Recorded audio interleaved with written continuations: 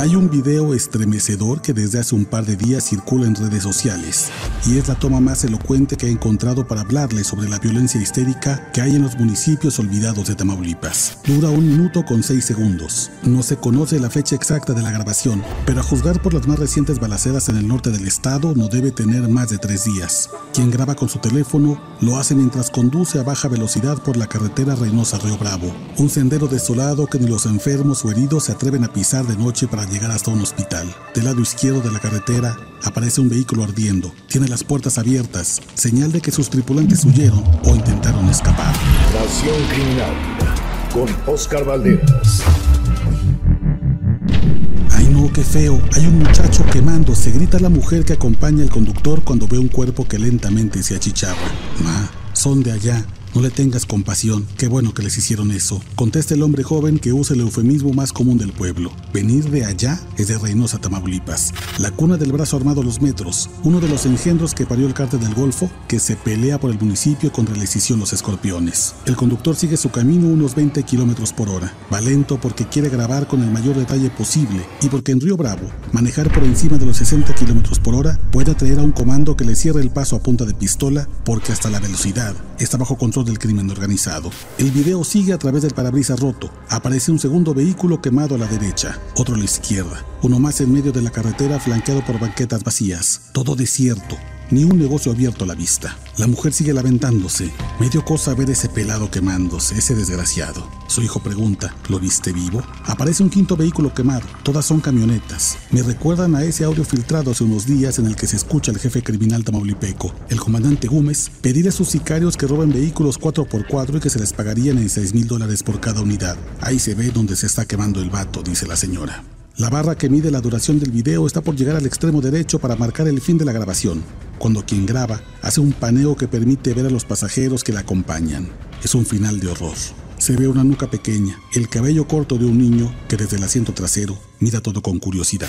No debe tener más de 10 años y ya vio a alguien quemarse vivo dentro de una camioneta del crimen organizado, abandonada en una carretera del olvidado Río Bravo, Tamaulipas. Fin del video. Es, como les dije, la muestra más elocuente de la guerra en las zonas de olvido y silencio de Tamaulipas. Desde hace más de un año, las facciones del Cártel del Golfo como Metros, Escorpiones y Ciclones se pelean a balazos, bombazos y ejecuciones el control por la frontera con Estados Unidos y sus puentes binacionales. Ahora se habla de esa violencia exacerbada en las grandes ciudades colindantes con Texas. Pero ¿qué pasa en los municipios como Río Bravo? Pequeño, rural y castigado por ubicarse entre Matamoros y Reynosa.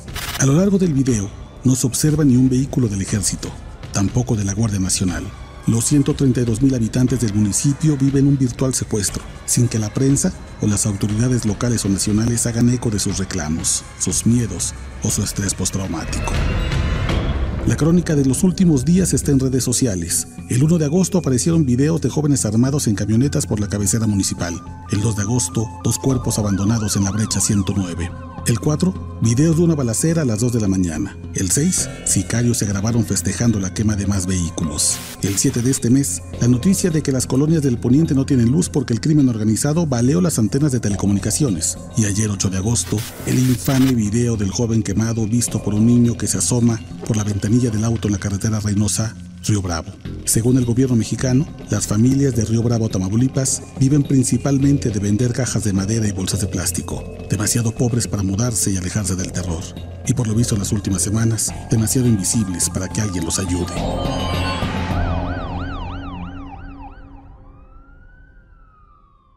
Oscar Valderas, qué gusto saludarte, hermano. ¿Cómo estás? Igual, hermano, todo bien. Buenos días. Cuéntanos un poco más sobre esta historia, que son las microhistorias que de pronto se van dando dentro de la gran generalidad del infierno del crimen organizado aquí en México. Mira, naturalmente la prensa, también las autoridades locales y federales se enfocan en las grandes ciudades porque ahí es donde supuestamente ocurre el mayor impacto del crimen organizado, porque hay pues más gente que vive ahí, hay más negocios, esos son los centros que atraen inversión privada o inversión extranjera, y entonces las historias pues tienen que ver con las grandes ciudades, las grandes capitales, y a veces se nos olvida realmente que las partes más escabrosas suceden en los municipios aledaños, los rurales o los ejidos donde no hay cámaras de vigilancia, donde la presencia de la Guardia Nacional, la Marina, el Ejército es prácticamente nula, es esporádica, hacen alguna vez algún recorrido por una brecha y se encuentran algo, pero son prácticamente puntos ciegos, tanto para quienes estudiamos el tema del crimen organizado como para las autoridades.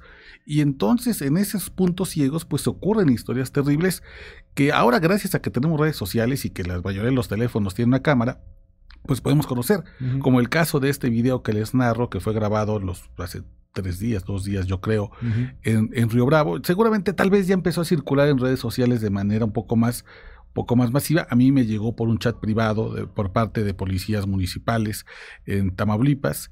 Y de verdad, Luis, la narración de este video, lo que vemos, todo el terror de los vehículos quemados, pero también la manera en que el tripulante le dice a su mamá, pues ni te agobies, ni te espantes de que esté quemando vivo, se lo merece. Y el último paneo, cuando se ve que dentro del vehículo va un niño de 10 años. Híjole, Luis, la verdad es que es terrible. Y te habla de Tamaulipas, claro, de Río Bravo. Tamaulipas es un municipio fronterizo, en lo que llamamos la frontera chica, pero te habla también de Nueva Italia, Michoacán, que es otro municipio chiquito que está en una guerra terrible. Guerrero, ¿cuál quieres? No, pues te habla, por ejemplo, de todos los municipios que están en la Sierra Mapolera y que nos enfocamos en Iguala, o en Acapulco, o en Chilpancingo, pero híjole, así hay... Bueno, cientos, realmente cientos, sin exagerar, son cientos que están en una situación así. Estamos viendo a través de la tele el video en estos momentos. Síganos en MBS TV. Ahorita subimos parte de este mismo video. Y lo que me impacta es la normalización. Porque pues no es nota. O sea, pues ahí es uno más. Un muerto más, un quemado vivo más, un niño más que probablemente termine en el sicariato. Pues es algo más. O sea, no hubo una masacre, no fueron 5 o 6 muertos. Y ya si hayan sido 5 o 6 muertos, tampoco ya es la gran nota. A veces nota. Ni siquiera eso, exactamente. Esta normalización da terror. Lo platicábamos un poquito antes de tu pieza.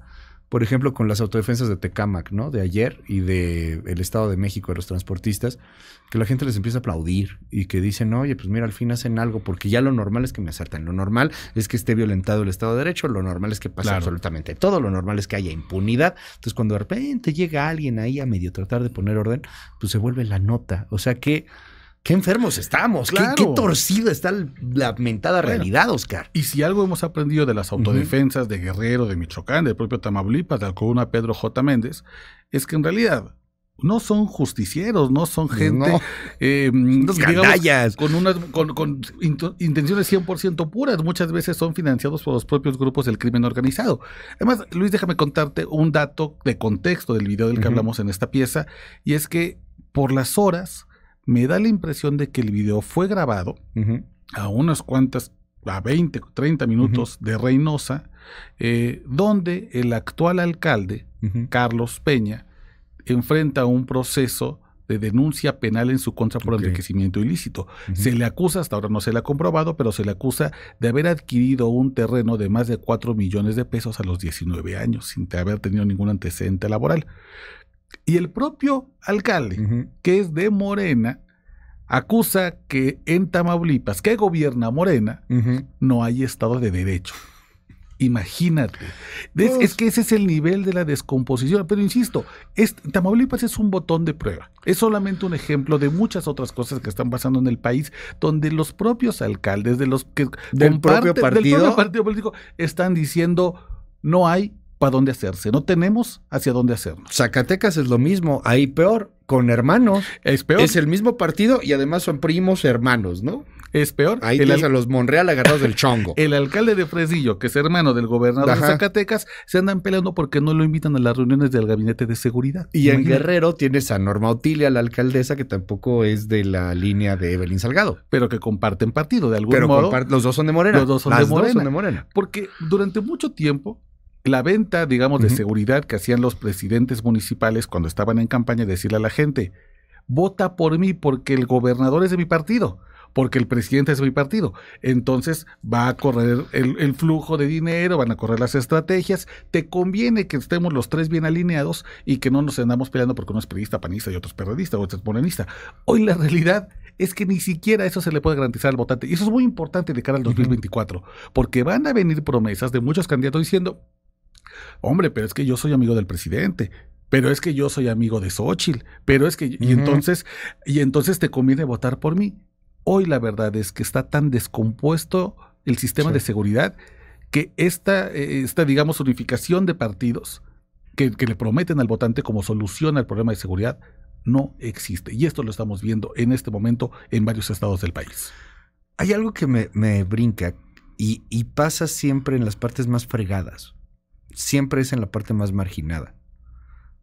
Empezamos a ver algunas cosas que ya se acercan a las zonas conurbadas, a las zonas, digamos, de un poco más de dinero, de clase media, media alta, que es una bicoca en este país. Son muy poquitos, somos muy poquitos los que estamos, digamos, con este privilegio de estar en una clase media, media alta, media baja, pero la mayor parte está enfrentando un infierno que se hace cada vez más y más y más crudo. Y me preguntaban hace algunos días, estábamos en un café y me decía una persona de Colombia, dice, es que yo no entiendo por qué no han hecho ustedes algo.